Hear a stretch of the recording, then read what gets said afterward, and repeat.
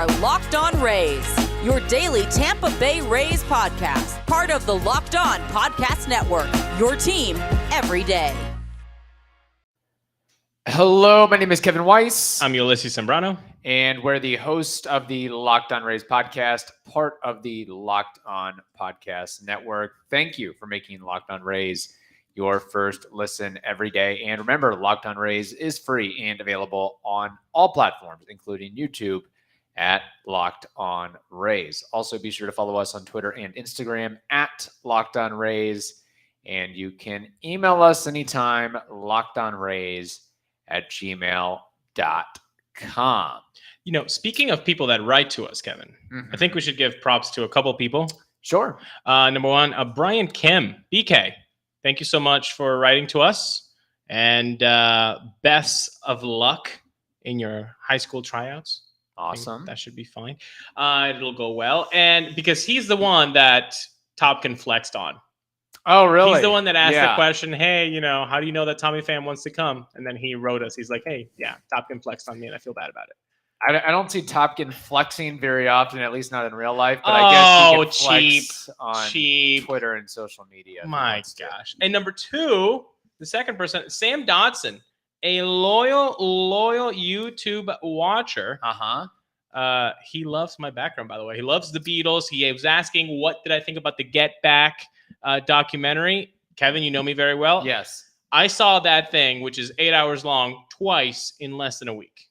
So I would say, Sam, I dug it. Yeah. I like the Beatles. Yep. Just a little bit. I'm glad he asked you about the Beatles instead of me about the Beatles because I can barely name all four of them. Tony the Beatle. Well, now you've got me all off kilter. Ringo, George, Paul. Yes. And Tony. Tony. Tony makes a comeback. Salvatore. Who's the fourth one? George? Did I say George already? John, baby. John. How could we forget about John? No, how could we forget about John Jaso? He was a Beatle. He was a Beatle. He looked like a Beatle at some point in his career. He probably wanted to. He seems like a very eclectic type, so he probably is into the Beatles and other music as well. Unfortunately, this is a baseball podcast, and there is not any baseball going on, at least as far as the major league contingent goes. And it may not go on for a while, depending on how the MLB and MLBPA fight this thing out. Not looking good, though, right now. Do you think they're playing nice to each other? No. Some words are being thrown out, and today it doesn't really give you much hope. Yeah, so Evan Drellick, who's been all over this thing, said MLB and MLBPA plan to meet again tomorrow, which is Friday, a fifth straight day. MLB did not react well to the players' proposals today, which is Thursday. Once again, like the three preceding days, today brought no substantive progress. And then Jeff Passan piggybacked off Drellich's comments there, saying meetings are done, progress was minimal. There are 4 days left for MLB and the MLBPA to get a new labor deal, or regular season games are going to be canceled, as the MLB said. February 28th is our deadline for before we'll start canceling games. Jeff goes on to say they've had 4 days to move, and there's been next to nothing, just incremental, and that's that. What bothers me the most is they know that this is going to end. They know that they're going to have an agreement, but it seems like they want the public to know that their side won, or that they didn't capitulate earlier than they should have. Both sides are thinking this. The owners don't want to make the players seem like, wow, they really handed to the owners, didn't they? And the players don't want to seem like, dude, we've lost 2 last CBAs. Yeah. We can't lose this one. So when I said earlier in the week, I feel like there's 120 games in a 22 schedule, we did get some comments saying that there's no way. There's going to be more. Seeing what these tweets are saying after meeting 4 days in a row, and February 28th being Now, less than a week away. It's Monday. Kevin, what's the over-under like that you feel about games in 2022? Are we going to go ahead and put a prop bet on this? I mean, we could, but honestly, I just want to know, like, what do you think right now in the state of baseball? How many games are we playing? Because I still hear from respected journalists, 162 is going to be played. And I'm on the 120 camp. I really think they're willing to lose a month's worth of games. I think the owners are willing to lose a month's worth of games. I don't know about the players. Maybe the executive committee, the guys that have made millions upon millions of dollars and are set, but the rank and file players are shaking in their boots, I would think, every day that a game gets canceled, every day that there's going to be cost put upon them. Yeah. I think 120 is a little bit too low. I think it's going to be in the 140 ballpark. Okay. So you haven't changed after this whole week. You still remain on the 140 train. Okay. Yeah. Because you said 144, 143. So, okay, you're still there. You know what? Let's go ahead and put a prop bet on it. Let's go ahead and do it. We've already got the Chris Archer prop bet. So let's do prop bet number 2 right here. Over under 140 and a half games. Under. All right, I'll take the over. Yeah. All right. I think they're going to lose a month's worth. I know, and it's insane, right? Because, like, why are you doing this to yourself? Why are you doing? I mean, it's a big enough money pie. It can go around. Yeah. It can. Can you just split it? Can you play nice? But I don't want to both sides this thing because obviously I'm on the player side. Like, hello. Right. I mean, you can't. Come on. You're a Rays fan. Lewis Head story. You're on the player side. I don't want to see a Rays fan saying, "Oh, the owners, they're getting bamboozled here. The players are so spoiled." Nah. If that's your take, I'm sorry. You're wrong. Punto. Share. Be nice. Everybody can get your money. Like, I just don't understand how this has become such it's an ego battle, Kevin. Right. And it's so unfortunate because it's a lovely game. We love the sport. Mm-hmm. And the business side of it might be killing what the $10 billion industry that it is. If you miss games, you're going to miss revenue. Yeah. People are going to check out. And who I really feel bad for, it's not really the owners or the players. I mean, some of the players that are just trying to make their bone and just trying to get that call up and just, build a little bit of service time, I feel for. But it's the economic impact of losing those games. Think about the spring training sites in Arizona and Florida and all those, the worker bees out there that rely upon that extra income. The workers at the Trop and the workers at Port, every ballpark, like just the clubhouse guys, the ushers, everybody. Everything, all of that is lost, or at least a portion of that is lost, because you certainly can't have a full spring training now, right? They set the deadline February 28th to get the whole 162. Then MLB said on Wednesday. Which again, I mean, I think that's cutting it close, Kevin. But I also think that you have to set that deadline because you can't just keep pushing it back to, hey, well, it's March 20th. There's no way you can't have games until December. Like you gotta cut it off before you gotta put that line in the sand, so to speak. And you know what's frustrating about this is that December there was no core economics talk. No, why not? Why were there 42 something days before MLB said, okay, this is our proposal? Here's why. Because the season is so long that everybody needs a little breather. Everybody needs a little break. So, so then again, when they say February 28th is a deadline and that if there are games to be lost, they will not be made up. What will happen is we pick it up right where the schedule is. They're not even going to make a new schedule, which if you're a Rays fan, pause this video, pause this audio, open your MLB app, which I know you guys have it on your phone. Look at the schedule because we're going to dive deep to the 2022 schedule and what could happen whenever the season starts. But before we get to that, let's get to Built Bar. Why don't we? Kevin, what's your favorite Built Bar flavor? Coconut brownie's pretty solid, I would say. Wow, that's a big pick. That's a really good pick. You guys know me, peanut butter brownie. That's my favorite, and it doesn't matter which one is your favorite because all Built Bars are covered in 100% real chocolate. Even the puffs, okay, which are delicious. Everything is 100% covered in real chocolate.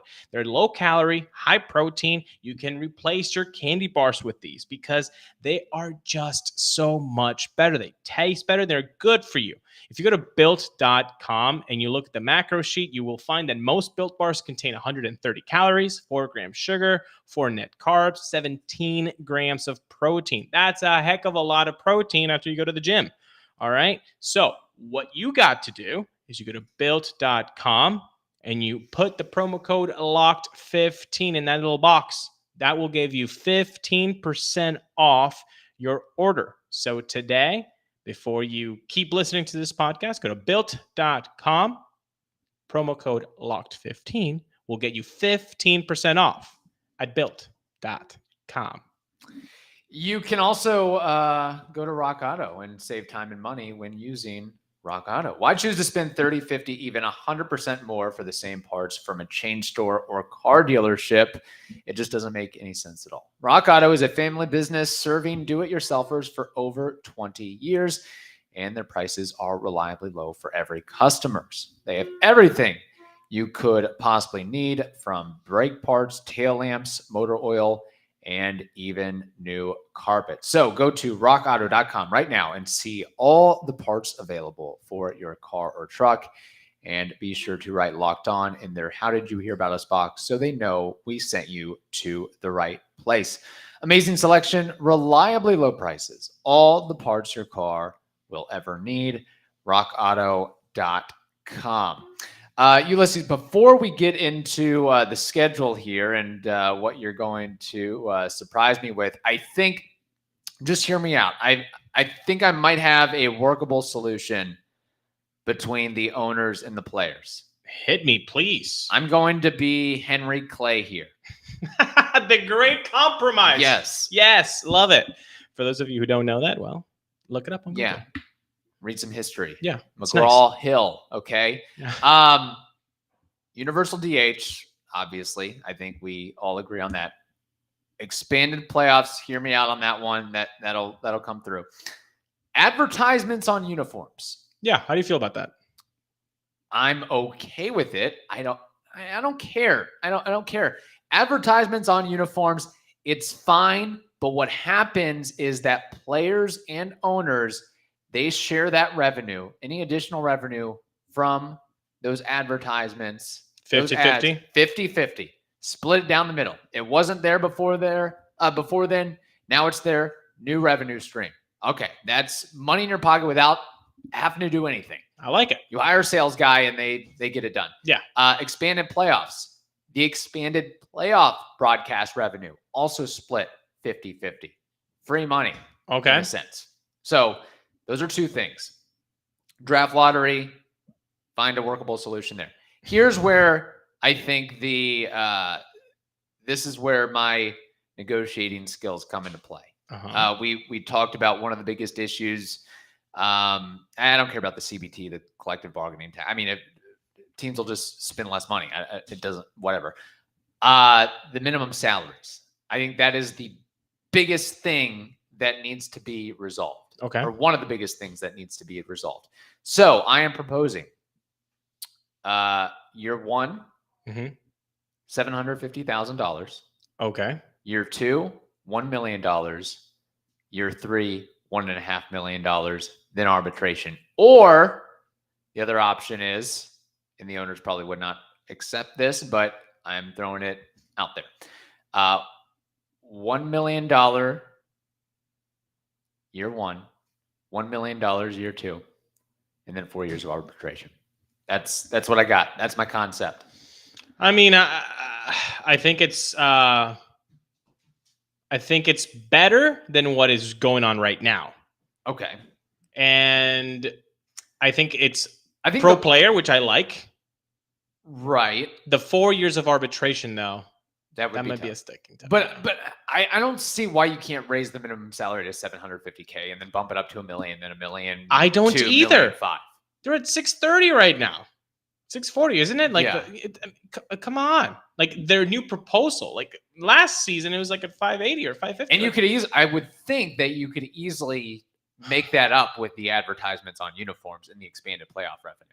I do like your advertisement idea of 50-50. That's nice. And that could really be, nice. And then that could be thrown into a pile and used for, I know they've talked about the players that, outperform as rookies, and there's a pool, gain an MVP award. Look, I think there's too many details. Like they just need to pick like 2 or 3 things and agree on that, and then the next CBA they work something out. Honestly, all this stuff kind of bores me. I'm so tired of the lockout. It's so annoying.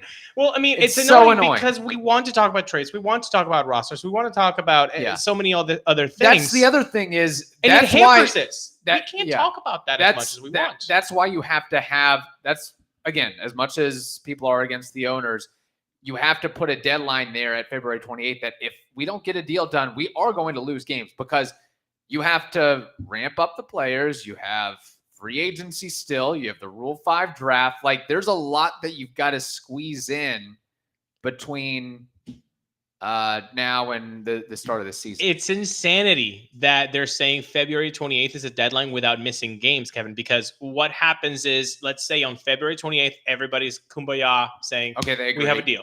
Yeah. That means you have 31 days to get ramped up. Not even 30, because the first game, I believe it's on the 31st, the opening day for the first. Right. 31st. That's when it's supposed to be. So you need 30 days. So now you have 30 days. The issue with that is, what about the 200 plus, 300 plus free agents that haven't signed? Yeah. So the pitchers that haven't signed, so you're going to ramp them up, and the Jacob deGroms of the world, they need way more than 4 appearances in spring training to be stretched out to 5 innings to 190 pitches at least. So you don't even have that much time. We saw what happened with the 2020 spring training 2.0 or summer training, whatever we saw it. So many injuries because it was high pressure, 3 weeks, let's go. You're essentially doing the same thing again. And so I think it's already a losing battle of thinking, oh, well, they're definitely going to play 162 if they get it done in February 28th. Right. I think 162 is done for already. Yeah, there's no way you can squeeze it all in. No. I think we're on the same page on that. And that's why I don't know if it'll be as low as 120, but I could easily see it between 120 and 140, something along those lines. But who knows? It's frustrating. So you have a little ditty on the schedule. Oh, it's kind of a long ditty. Oh, okay. You look at the schedule for the 2022 season for the Rays, and I started doing this exercise because MLB said we wouldn't make up a new schedule. We would just pick it up right where we started. So if opening day becomes, April 27th, right, then the Rays would be facing the Mariners at home in the second game of a 3-game series. So that's essentially, you just pick it up right where the schedule is. When you look at April, it would really suck to miss April, because if you miss April, you miss the Orioles at home. You miss an A's team that's probably decimated. You miss the Cubbies and the Twins. Okay. So if you lose April, that's bad news for the Rays. May, you look at May, Detroit, Marlins, okay. So I'm just really disgusted by the fact that we could lose April, and that month of baseball would be a really good month of baseball for the Rays. However, go to June and July, people. June and July is it better. If we miss a lot of games, like 2 months worth, and you look at June, the Pirates are coming to town. You've got the Rangers in at their place. You got the Twins. You got the Orioles. I love June. So my question to you is, looking at the Rays schedule, wanting the Rays to do well, and yes, you love baseball, and yes, you want to see the most baseball. But if that schedule can get abbreviated a little bit more to give a competitive advantage to the Rays, do you think that's good? If the season starts June 1st. So you think it's more advantageous that the season starts June 1st than starting on March 31st? I think so. I mean, honestly, I know people are already in September because they've stopped this podcast and looked at it. September is rough. September is rough for the Rays. So you're going to have the Astros, you have the Yankees, you have Boston. It's the Blue Jays. It's a tough gig in September. But that's what I'm saying. If you start at June, then you have an easy June and you have an easy July, even easier July. So I'm just saying it would suck to miss baseball. But if MLB is going to keep this idea of we'll just pick it up where we are, that could benefit the Rays if they miss a couple months of baseball. Possibly. Ideally, you start the season on April 8th, where you have Baltimore and Oakland to start. If you can miss Boston and Toronto those first 6 games or so, that would be nice. It's a fun exercise. I mean, it is a fun exercise. So my question is, they wouldn't even alter inter-division. No, exactly. So it would be a wacky schedule because then you have like 5 games against the Yankees and like 10 that could against be the Red really Sox. Unfair for whoever gets more games against the Orioles compared to. That's what I'm saying. So the Rays would be having a tough September. They would be having a tough September. But before I get to tell you about July, if I have green Skittles, Kevin, where should I put them? There's only one place, and that's BetOnline. BetOnline is the place to do that. Football might be over this season, but basketball is in full steam for both pro and college hoops. From all the latest odds, totals, player performance props, to where the next fired coach is going to land, BetOnline.net is the number one spot for all your sports betting needs. You just always laugh at that next fired coach. It's so great. Yeah, bet on anything, seriously. BetOnline remains the best spot for all of your sports scores, podcast, and news this season. So head over to the website today or use your mobile device to learn more about the trends and action. BetOnline, it is where the game starts. Okay, so bad news about July. You've faced the Red Sox 7 times, 4 at home. But again, those games are fun at home at the Trop. Right. And you have the Blue Jays. Not fun to go to and dealing with the traffic and getting in and out. That's not fun. True. It's getting through the lines and trying to get a beer without waiting 45 minutes. But okay, I was referring to beating the Red Sox and having Red Sox people be very sad. When I think of the Red Sox and the Rays, my most recent memory is the Rays losing to the Red Sox in the playoffs. Well, yeah. So I get some bad memories. Here's the other thing about the schedule talk, which is it's fine. Like it's great that we're kind of navigating this and deciding, figuring out, hey, where's the ideal date for when games would be played? Because we could, the Rays could work this to their advantage, where usually they kind of get shafted with schedules and so forth. But that's the thing is, there's so much more movement after a new CBA is agreed upon, free agents, trades, that, the teams right now, they might not look that great, but Texas could be a horse. Seattle, they make a couple of moves and they could be something. So it's also really tough to tell, that's a win. That's a winning series. I mean, you could have some teams really surprised with some of the moves they make over the next, whenever a deal is agreed upon. But okay, if we focus on July, the Reds, we can all agree that the Reds are selling their parts. Like, everything must go. So that they're playing in July a 3-game series. Then the Orioles at home. Then the Kansas City Royals. Then the Orioles for 4. And then the Guardians. Yeah. That's going to take some time to get used to. The Guardians. Like, July is bleeping prime. Yes. I mean, if I thought June was nice, July is nicer. Just play with the schedule, people.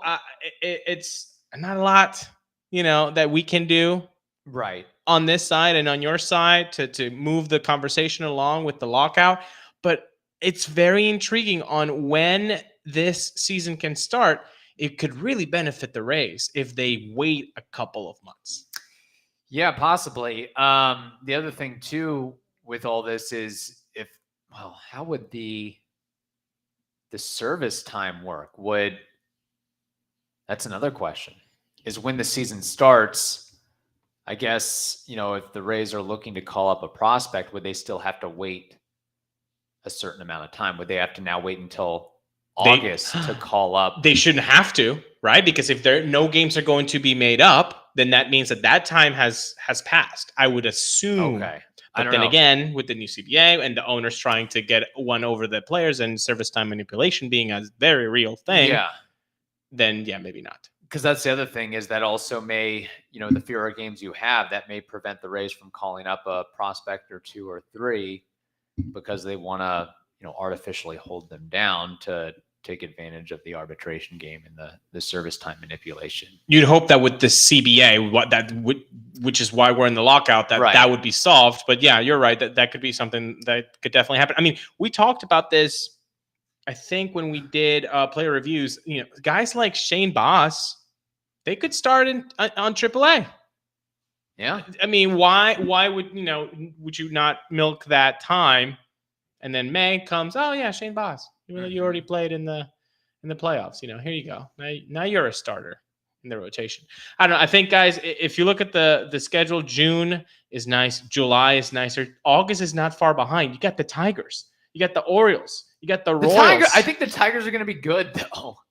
I think the Tigers are going to be better than last year, but I mean, they kind of beat up on the Rays quite a bit at times last season. Yeah, and they swept the Yankees at home too. Look, I just have I have trouble. Look, I love the fact that I see a lot of Baltimore and Kansas City mixed into this schedule here in Oakland. Like that is June, July, August, baby. That is a treat for sure. But I get a little bit leery because I look back at last year and it's like, I look at all those games against the Mariners. We're going to do work against them. And then, you get swept in what was it, late June or something like that. And that, when after Glasnow got hurt in the White Sox game. And eventually led to the call up of Wander Franco. But I get your point. I see. It's interesting. But did you look at September, people? Because September is nasty. You open with the Yankees and the Red Sox at home. Then you go to the Bronx. Then you go to Toronto.